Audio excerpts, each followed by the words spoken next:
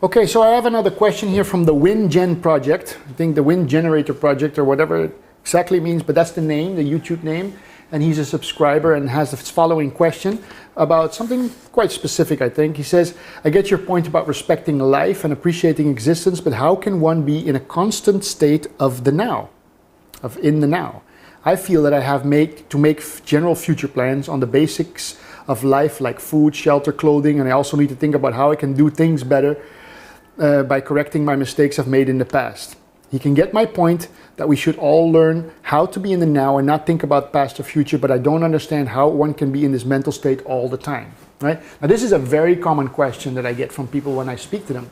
They can't imagine a life with no planning at all. And it's true. The WinGen project here, you are absolutely right. There is a practical sense to thinking. There's a practical application to thinking. But thinking is defined by the process of working out something that is either really in the future, usually when you're thinking towards something, or in the past, but both of them are past because you can't think about the future. You can only reconstruct past thoughts into a scenario of the future, which is still past, being used to project future. So in other words, thinking is the same thing, whether past or future, it is past. And the question is this: does your thinking have the intent on practical action or not? So let's say I want to go to the grocery. I have to go to the grocery store because we need to cook tonight. Yes, I need to think, what am I going to buy? I could make a little list. I could go and say, make a list. Well, how long does it take for me to make a list? And I also plan right away while I'm at it what time I'm going to go, because I need to still go to sign a contract today at 9, so I know that. And then I might have to go do some shopping, so I know, okay, well, I'll do it straight after, because first I sign the contract, more important, then I go to the supermarket, and that's it. I'll make the list. It might take me 2 minutes. You know, make a little list of what I'm going to do, and that's it, 2 minutes.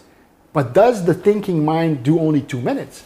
And in fact, when you look at most people's lives, their thinking mind is basically on a, what would you call it? You could call it like the flame of a boiler that's just always on. It's always just going on something, even though there's no practical action to be taken. Well, that's the difference. You could be silent and then you could plan. And when you think about it, when you really look at this, not even think about it, but look at it, you'll see that unless you have an extremely busy life with several companies you're running, most people can get away with maybe 15 to 20 minutes of thought dispersed throughout the day, because those thoughts have the intent of practical action.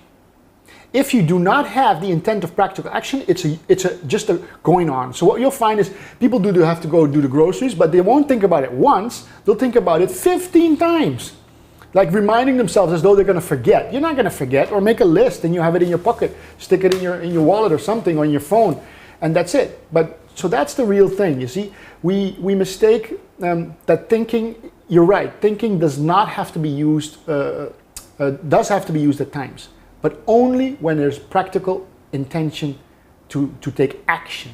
If there is no action or no added value of thinking, then it's just useless going over it again.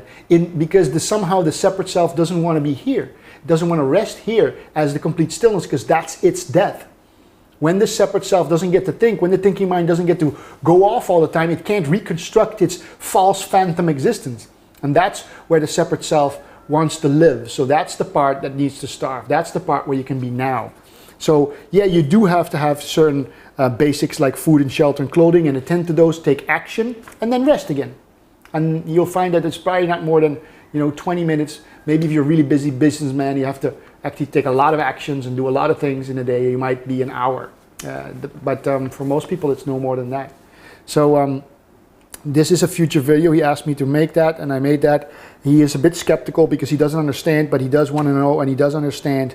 So I made this video for him, the WinGen project. Thank you for watching. Thank you for subscribing. And for all you that enjoy that, I will try to answer questions like these, especially when they trigger me. I can't answer all of them, but if you do have specific questions that you're stuck on, you can always ask them, and then I'll try to reply to them and make a video about it to clarify it in the way that I can. So hope you enjoyed the video, and I hope to see you guys in the next video again.